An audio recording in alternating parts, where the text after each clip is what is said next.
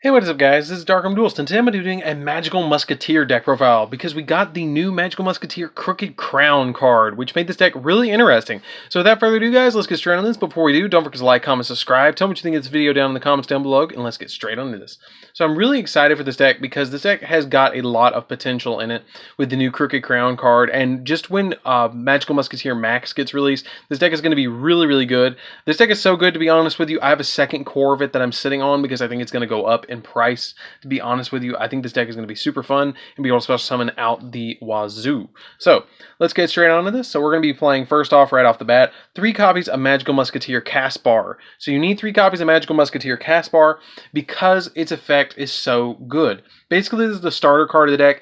All the Magical Musketeers share the ability, during either player's turn, you can activate Magical Musketeer spell or traps from your hand, and if a spell or trap is activated in this card's column, you can add a magical, this one has the ability that you can add a Magical Musketeer card from your deck to your hand.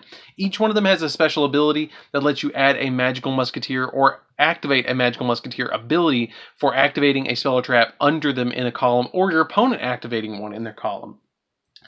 Then we play 3 copies of Kid Brave. Kid Brave's effect is that if one card is activated in his column, you can discard a Magical Musketeer card to draw 2 cards, which is really good to be able to draw extra cards in this deck. 2 copies of Magical Musketeer Doc. If a spell or trap is activated in his column, you get to add a Magical Musketeer monster from your graveyard to your hand, but not with the same name as the one that was activated under him, which kind of sucks, but hey. And if you fill up your entire field, your opponent really can't activate anything because you have the majority on the field. I play 1 copy of Magical Musketeer Calamity. Calamity is a good one of because basically if a card's activated in your column, you get to target a Magical Musketeer in the graveyard and special summon it to your side of the field. So she's kind of like Monster Reborn, but you have to special summon it in defense position, which kind of sucks, but she has, in my opinion, the best artwork out of them all. So I had to play her at 1. Then I play 1 copy of Magical Musketeer Wild. Some people don't even play Wild. I think Wild is a good one of because it's kind of Pot of Avarice. It's good late game, but its effect is that if a spell or trap is activated in its column, you get to target 3 Magical Musketeer cards in your grave and shuffle all 3 into the deck, then draw a card. So it can add resources back into your deck to be able to get more plays off. Then I play 3 copies of Magical Musketeer Starfire, which is the other, in my opinion, best 3 of in the deck. Because Magical Musketeer Starfire's effect is when her effect is activated, you can special summon 1 Magical Musketeer that's level 4 or lower from your deck to your side of the field, which can extend you into more plays. I usually want to open up Magical Musketeer Starfire and then activate a Magical Musketeer spell or trap, then go into Caspar, then Caspar lets me search, and then I have Magical Musketeer Caspar and a Starfire on the field that I can leave on the field until my opponent's turn to be able to trigger their effects multiple times and get my effects and their effects at the same time because I've added probably cross-domination off of the Magical Musketeer Caspar. Then for the hand traps, we're going to be playing 3 copies of Ash Blossom. You need 3 copies of Ash Blossom to prevent your opponent from doing stuff. This deck is essentially hand trap the deck because you can activate the spells and traps from your hand at any time, which is really cool. And then 2 copies of Effect Veiler. I think this is the best ratio for hand traps, to be perfectly honest with you, because this is going to have the most optimal use and less of a brick for you when you're playing around with this deck. So that's it for the monsters, guys. Let's get into the spells. The spells and the traps are really where this deck really thrives and stops our opponent from doing all sorts of different shenanigans. So we're going to be playing, the first card is 1 copy of Monster Reborn, because you can do something as simple as this. You can go like this and end up with 3 monsters on the field. If you have, let's say, a Magical Musketeer, let's just say you have Kid Brave in the grave, okay? Or let's not even say Kid Brave. Let's say you have Caspar in the grave, and you have on your side of the field a copy of Starfire. You normal summon the Starfire, activate the copy of Monster Reborn, bring this back, activate the effect of the Starfire. Starfire triggers, and then you get to special summon out Kid Brave. Kid Brave, then you can search off of the Caspar by activating another spell and trap under him or spell or trap under him to get additional draws and all sorts of plays like that. So Monster Reborn is a really good one-of in the deck because it can get you so many different plays and it can lead to so many different things in this deck. So the next card that I'm going to be playing is a mystery card that I kind of want you guys to guess down below. Comment down below and I'll reveal it in 3, 2, 1. Here we go. You ready? Comment down below. Tell me what you think it is. So it is 1 copy of Double or Nothing. So Double or Nothing is going to be one of my go-to cards now. with a lot of rank 4 decks. This deck can really spam out rank 4s with cards that I'm going to be playing, like Ties of the Brethren.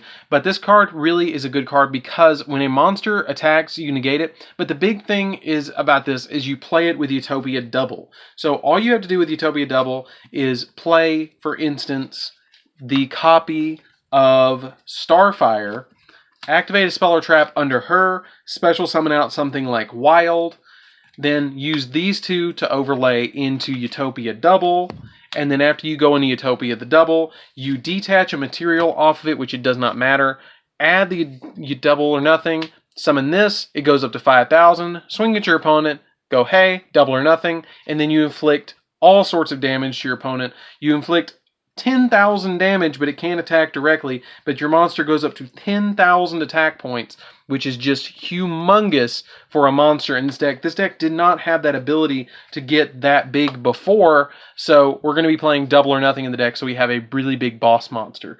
Then we play 3 copies of Ties of the Brethren. Ties of the Brethren just is a really good card to be able to activate. By paying 2,000 life points, you get to target level 3 or lower monster you control. For the rest of the turn, after this card resolves, you cannot special summon, which is not a big deal in Magical Musketeers anyways. Then you also special summon 2 monsters from your deck with the same type, attribute, and level as that monster. That's when we play 3 level 4s and 3 level 3s.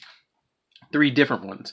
Then we play 1 copy of Magical Musketeer Steady Hand. This, you get to target a Magical Musketeer and then double its attack until the end phase of the turn, which can be really good, but it cannot attack directly, which kind of sucks.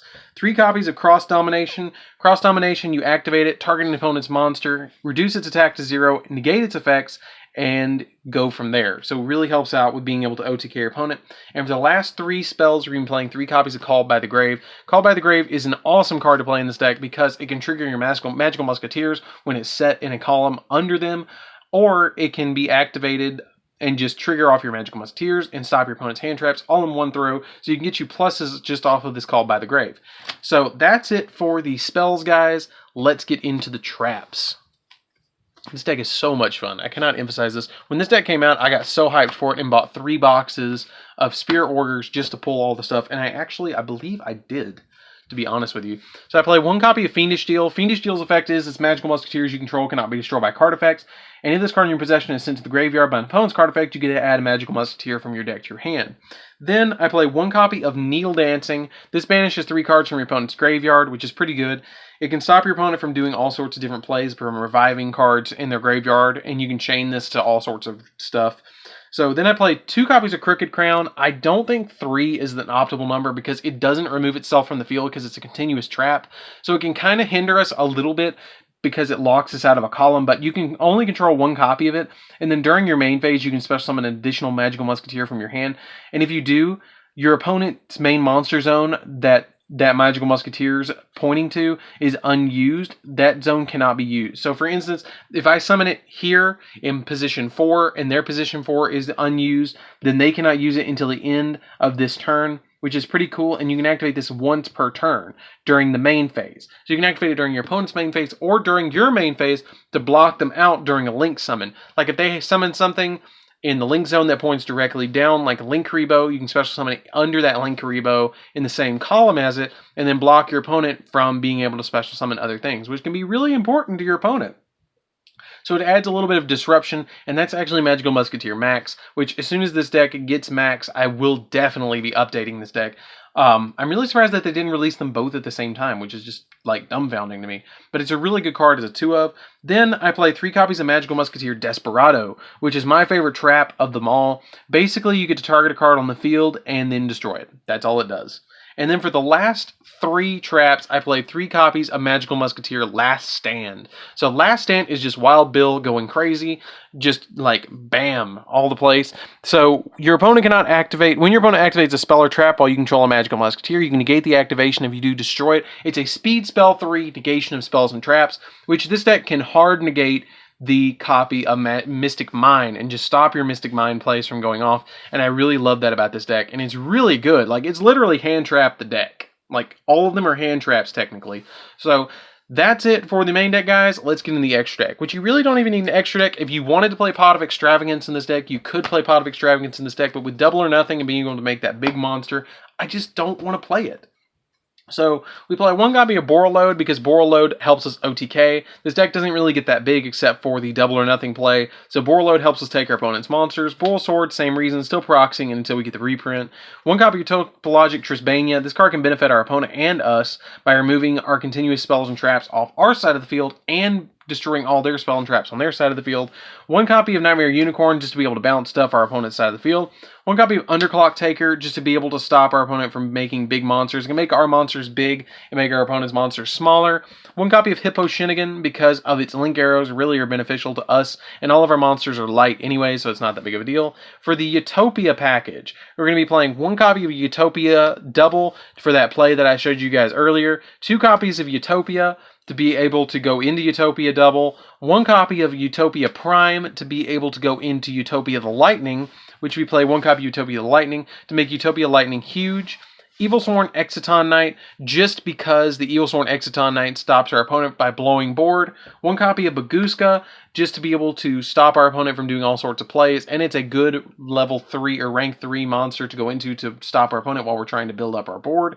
One copy of Nightmare Shark to just go into time. If we go into time, we can make this really easily and then stop our opponent from winning by reducing their life points by 2k by attacking them directly. And then one copy of Break Sword to pop cards on our opponent's side of the field. So that's it for the deck, guys. I really hope you enjoyed this deck. It's a super fun deck that I really think you guys should give a try. It's cheap right now. Like, their deck right now is like 60, maybe 70 bucks tops. It's not an expensive deck at all at the moment, but as soon as Max comes out as the level 1 or the Link 1 monster, I think that this deck is going to get expensive, and I mean really expensive, because Caspars are at their cheapest right now. I think they're like $8 maybe, and I think that the Starfires are the other expensive one, and I think they're sitting at like 5 at the time of this video recording. So as soon as we get, like I said, the Max come out, this deck is going to be crazy. So anyways, guys, don't forget to like, comment, subscribe. Tell me what you think of this video down in the comments down below. Don't forget to hit that bell right down there so you can become part of the notification squad.